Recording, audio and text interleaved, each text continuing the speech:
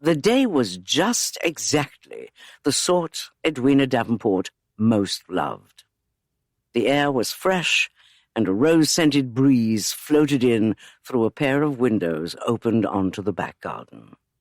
She had nothing marked down in her diary for the day, and had decided to allow herself the pleasure of a few hours spent working on her novel.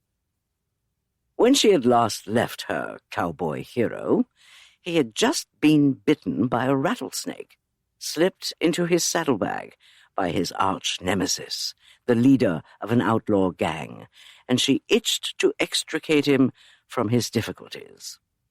As she considered the most thrilling ways she might do so, a discreet knock landed on the office door.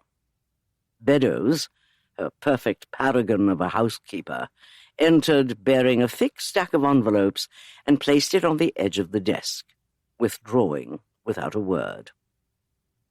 Edwina tried to turn her attention to her typewriter once more, but try as she might, the top envelope would not be ignored.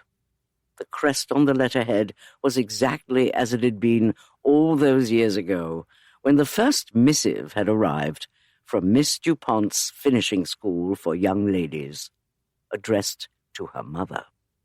Unable to resist, she plucked the letter from the stack and neatly slit open the envelope. She read through the letter carefully. It was an invitation to the prospective Students' Week. She heaved an assuredly unladylike sigh of relief. Neither she nor Beryl had a daughter in need of finishing. Neither had any children at all. While Edwina often felt this misfortune acutely, it was an undeniably legitimate reason to decline the invitation. She would not even have to broach what would surely be an unwelcome topic with Beryl. She reached for the envelope once more, with the intention of tucking the letter back inside, when she noticed it was heavier than it ought to be if it were empty.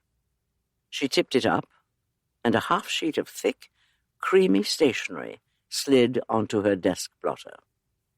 She picked it up and recognized the firm and beautiful handwriting of Miss DuPont herself.